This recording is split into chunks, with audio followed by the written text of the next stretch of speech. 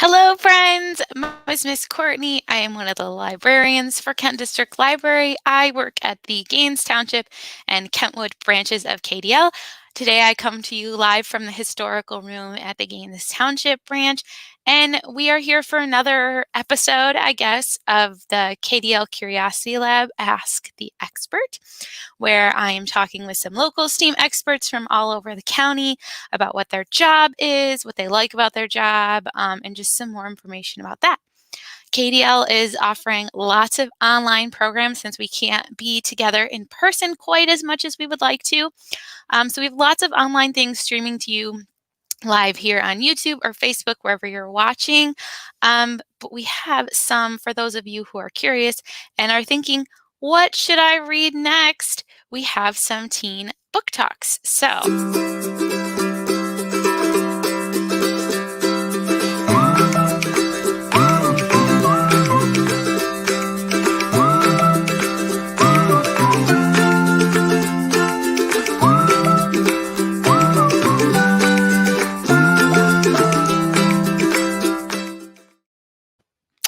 all right, so make sure you tune into those book talks to figure out what you can read next. Now, today I have a special guest.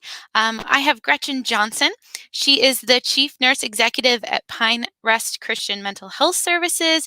She earned her doctorate in nursing practice and her master's degree in nursing after completion of her bachelor's degree in nursing and in human services. So she's got lots of degrees. As a board-certified psychiatric nurse, she has worked at Pine Rest for over 20 years. During her time at Pine Rest, she has participated in program development, coached and mentored nurses, and provided consultation to programs wanting to improve inpatient care. Dr. Johnson is passionate about access to high-quality mental health care and reducing the stigma of mental illness. While she loves being a nurse, she also has a deep love of reading, which we love, bicycling, and golden retrievers. So I'm going to bring Miss Gretchen in to... There we go. Hello, Dr. Gretchen. How are you? Good. How are you? Oh, I am doing well. So, Dr. Gretchen, can I call you Dr. Gretchen? You can call me Gretchen. That's fine. All right. Gretchen, can you just tell myself and the rest of the lovely humans that are watching just a little background about you, about how you decided to come into nursing and all that fun stuff? Sure. So, I never thought I would be a nurse. That wasn't my ambition when I was in high school or even when I first started college, but I knew I wanted to be in a career that was helping people. That was Mhm. really important to me. Um, and I didn't think that nursing would be something I could do. I just had no interest in it. So I began working at Pine Rest, working and helping people. And I noticed the work that the nurses were doing here, and that really encouraged me to think about that as a career. Mhm. So I did some shadowing of nurses, and then I went back to nursing school. It turned out to be a really good choice for me. But every clinical rotation that I went to, I would always tell people, I want to be a psychiatric nurse because I really couldn't handle the blood. And there were a couple times in nursing school where I was in a clinical setting, a hospital setting, and I actually passed out because I couldn't handle what I was seeing. Mhm. So psychiatric nursing has been a good fit for me. I just learned that I don't do well in things like surgery. Mhm. So yeah. That's good to find out before that's your job. Um, Sure. I'll put in a plug for nursing. There's so many areas of nursing that mhm. you can work in that if you are like me and you think that stuff is gross, there's lots of other ways that you can work as a nurse. Nurses work at school, nurses work at Disney World, even Oh, mental health setting. So mhm. there's lots of different things that you can do as a nurse. You have lots of options. That's good to know because I think most people, just based on personal experiences, think that nurses either work in a hospital, Mhm. in the doctor's office, or at a nursing home. Right. So, which is definitely all those gross things at times. Right. Pe People are gross. It's okay. It's a part of life. Right. Um, so Speaking of that, so like I said, Gretchen is a doctor, but how are you different from like the doctor that we go to see at like the doctor's office or in the hospital? So there's different types of doctors, but I think Mhm. everyone always has this image when you say doctor that someone is a like physical doctor, like is a family Sure, practitioner and things like sure. that. But Yeah. we all know there are different types of doctors. So how is your degree different from that? Sure. So, I don't know if any of you out there watching ever watched the old TV show Friends, but there was Ross on there who had his doctorate, his PhD was in archaeology or something, and they always teased him that he wasn't really a doctor. So, when you pick a specialty area that you want to study in college, you can continue to further your education and master's degree or a doctorate degree in that area. And what that means is that you have more expertise, you learn more in that area, and it really does help you if there's certain jobs you're wanting to do, if you ever want to teach at a university level. Mhm, I went back for my doctorate in nursing. It was really important for me to do that for personal reasons, but really to further my career in nursing and to build on expertise specifically in nursing leadership. mhm, So, nursing leadership is the area that I've decided that is a good fit for me. And so I went back to study that. I still have a nursing license, so I'm still a nurse.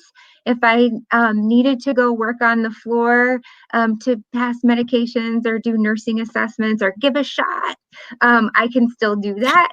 And every mhm. once in a while I do. Very cool. Yeah. So how long did you work in the field, before you decided to go back to school and get your doctorate in nursing? Well, I have been a nurse for over 15 years now. I think that I went back when you are in nursing school, they Mhm, have you create a portfolio by the time you graduate, and you had to set 5 and 10 year goals. And I had a 5 year goal to finish my master's degree and a 10 year goal to complete my doctorate. And to be honest with you, I think I really just filled that out at the time to complete a requirement. And I don't think I right. really thought I would do that. But I love school, I love learning. And so for me, that was part of that motivation Mhm. to go back to school. Yeah, I had been a nurse probably for over 10 years when I started my doctorate. Okay. And I think it was really, I wanted to advance in my career Right. to do Mhm. that. But it's funny, I had totally forgotten about that. And then I went back and found my portfolio, and my goals were in there. And I had actually met my goals without even thinking too much about it. Woo! Love when Yeah, that yeah, happens. yeah. Um, yeah, that's interesting. It's all so I'm a librarian, and the funniest thing that happens to me is when people find out that you have to have a master's degree to be like Yes, a librarian, yes, because library science is not offered as an undergraduate degree as of yeah, now. So people are always a little surprised when I tell yeah. them that I have a master's degree. Um, And you know all what? That's right. hard work and something to be really proud of, Yeah, for because sure. it is hard work to do that, and it's an achievement when you're done. Yeah. Yeah. So, Gretchen, so we know that you don't like the gross stuff, Mhm. but you had to obviously take a lot of science classes. You can't really be a nurse without taking some Right, science classes. right. So, in college, in university, what was your favorite science class? And then, Mm. since you don't like gross things, what was the grossest thing you had to dissect in college? Yes. So I think my favorite class was pathophysiology. I really like understanding how things work, and pathophysiology is kind of like when things go bad, what's happening. So Okay. that was really interesting to me, and I had a really great instructor. I think a lot of times that makes the difference for you. Yes. How you feel about it is how good that instructor is. Anatomy was interesting to me too. Um, the grossest thing were these Ooh, piglets yeah. that we had too. And I somehow, I don't know if we should say this, but I got out of doing the cadaver lab. And I don't know how I did because everyone else had to. So I hope that they're not going to come back and take my degree away. I But I think was really there's like a grateful. term of Yeah, experiment, so I I know. think you're good. I think it's past Yeah, that limit. I hope so. But I got out of doing that. Mhm. So yeah. That's good. I had, some roommates in college who had to do the cadaver labs at Grand Mhm. Valley, and I was like, "That sounds awful. It's Yeah, not for me," I know. but yeah, I had to do the fetal pig, and it Yeah, was that's more it's gross. more like the smell. I feel like Right, if it didn't smell, it right. maybe wouldn't be quite as gross. Yeah.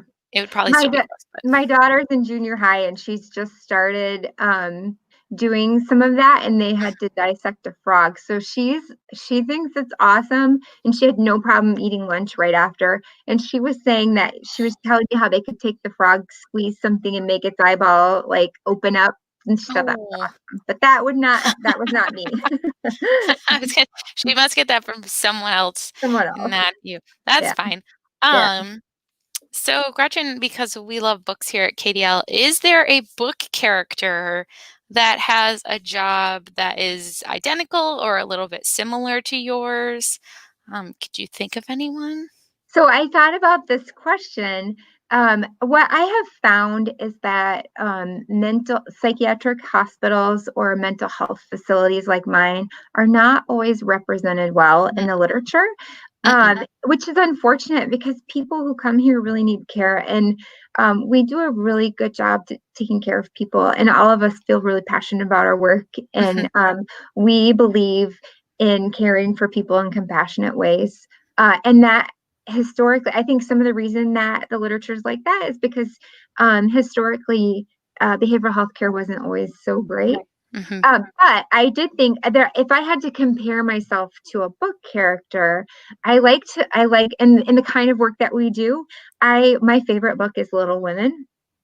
And yes, yes, right? So Marmee, so if you haven't read that book, for anybody who's listening out there, Marmee is the mother of these girls who are kind of the main characters, and she takes care of people.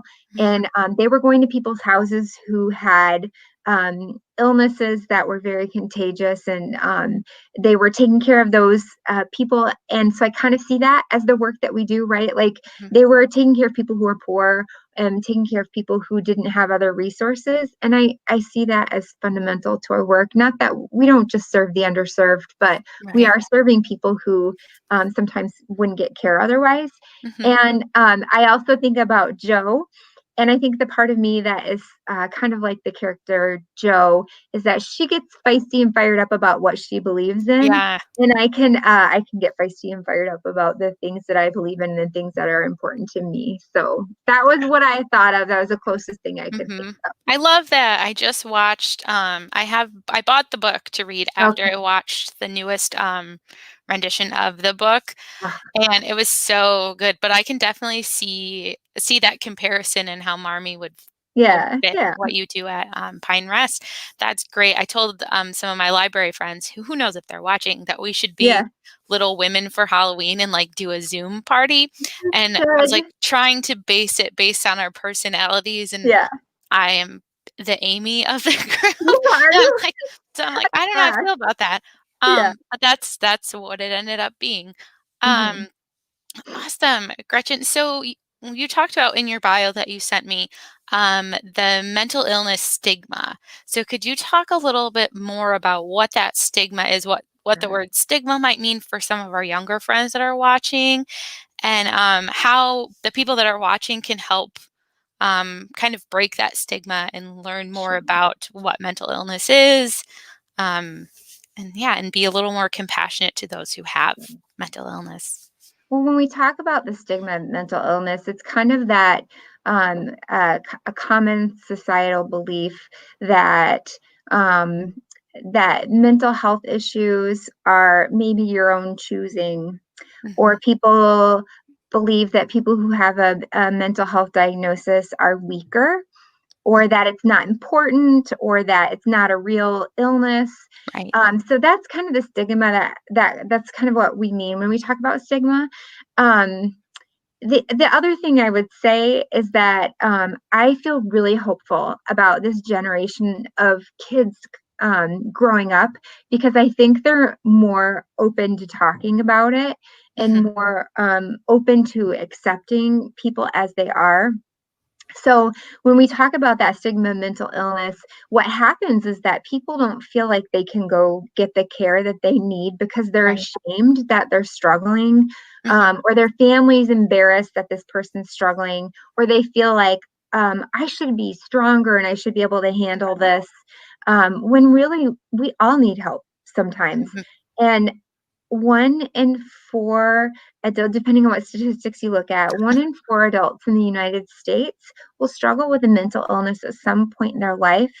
And we often see that it's starting in the teenage years. Mhm. Something like 70% of diagnoses appear in the teenage years. So if you're watching and you're struggling, it's really important to tell someone Mhm. that you are struggling and get the help that you need. And there is no shame in Mhm. asking for help. We all need it sometimes. So I feel hopeful. I think the best thing that we can do to help with stigma is to Mhm. not make fun of people who are struggling. Um, Right. if someone tells you, if you have a friend who comes to you and they're telling you like they're struggling with real serious stuff, like they're having thoughts of depression, they're feeling like they want to end their life, that's stuff where you need to get an adult that you trust and you need to get help for them and encourage them to tell other people. So we this is serious stuff, but everyone is so important. Their life is so valuable, and Mhm. you deserve to get the help that you need. So I think those are things that we can do. There's Right. other things, like there's sometimes walks to stomp out stigma. There's the Be Nice campaign in Grand Mhm. Rapids by the Mental Health Foundation. So there's other ways that you can help. I think reading about it's always good to Mhm. get knowledge. So reading about things, you can go to your library and ask your favorite librarian to help you find a good book. Mhm. Sometimes there's books out there um, that deal with mental illness that can help you understand it better. Um, so all of those things are things we can do to help reduce stigma. Right. Yeah, we definitely have lots of books. So if Mhm. you are looking for a book to learn more about mental illness, we have the nonfiction ones, which are going to tell you more of like how how you get diagnosed and what the Mhm. symptoms are and things like that. But we have lots of good fiction books that help you kind of get into the mind of someone who might have a mental illness, which I've read quite a few that are pretty good. And it's nice to just see like what it's like to walk in someone else's shoes, Mhm. especially if you aren't experiencing those feelings, to understand how someone who is feeling those feelings responds to things and like the thoughts that are in their head. There's this book Yeah. by John Green. It's called Turtles All the Way Down. Yeah. And it's not my favorite John Green book at all. It's might be my least favorite. Shh, don't tell anyone. Except for the 9 people that are watching right now. Mhm. Um, but it's because the girl in it, she has obsessive compulsive disorder. So she Mhm. has these obsessive thoughts and it's written from her point of view and you're stuck in her brain.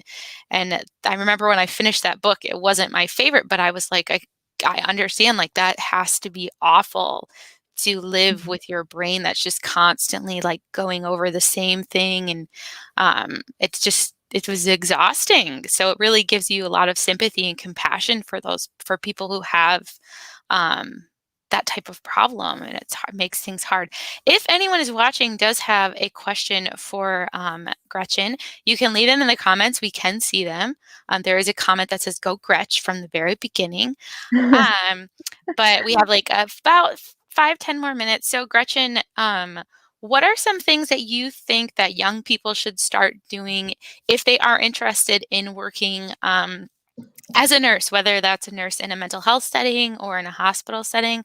What are some things you suggest they do to kind of get a feel if nursing is the right course for you? So we did already say you Yeah. don't have to do the gross stuff Right. if you don't want to. But what Mhm. are some other things that they should kind of do, like volunteer experiences or Yeah. classes they should take? just to see before they spend the money on Yeah. on the degree. So before you're 18, it's really hard to get a job working in a hospital or a healthcare setting. But I think you can find ways to volunteer that help build your skill set. Because one of the most important things that you can do is work on your interpersonal skills. So what I mean by that is how you engage with other people. That's a really important part of healthcare, no matter what setting you are in, because we see people anywhere when you work in healthcare. It can be pretty vulnerable for your patients that you're taking care of. And so developing a relationship with them, even in a short period of time, can be really helpful because it helps them tell you more information about what's going on with them, and they build that trust with them. Nursing has been in like one of the top Mhm. trusted professions in the United States for years and years and years. So I feel so proud of that. But work you can do, so you can volunteer to go visit. Right now it's hard because we're in the Yes. COVID environment, right? But there's volunteer things you can do by going into like nursing homes, for example. So that might be a nice thing to do. Find out what you could do. It might be that you can go sit with someone and play games in the afternoon. Maybe there's someone there who doesn't get a lot of visitors. So these are things you might need your parents' help with. Mhm. Um, if you're involved in like a church or something like that, maybe you could talk about doing visits. So my dad was a pastor, and he would go visit people in nursing homes and hospitals. And he brought me with him quite a bit.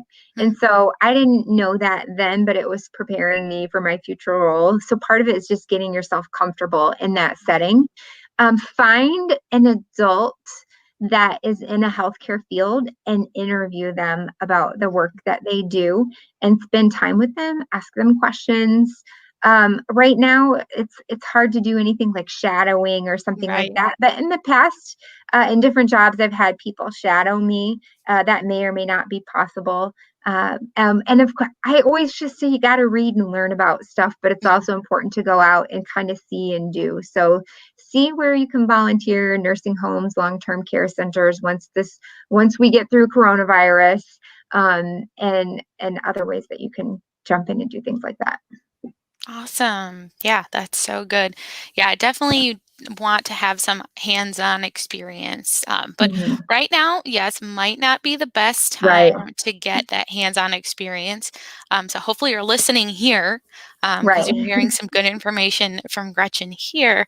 But yeah, let's see. I don't see any other questions. So, Gretchen, I asked you what character is most like you or most like your Mhm. job and your personality. What is a book character who, if you could have any job in the world Mm. doing whatever, magic, science, anything, is there a book character whose job you would want? Or a movie or a TV show? We Yeah, have sure. all of those at the library. So, Right. So I just I finished the book, The Overdue Life of Amy Byler, and she mm, was a librarian. And I'm reading another book right now. I just started it this morning, so I can't remember what it's mhm, called, but the main character is also a librarian. I have to tell you, my cousin slash best friend Jill is a librarian. You know Jill, I know Jill. and I just think that your job through her, I kind of live vicarious through her, Mhm, learning about her work. I would love to have, if I had to go back and do something different, I would be a librarian.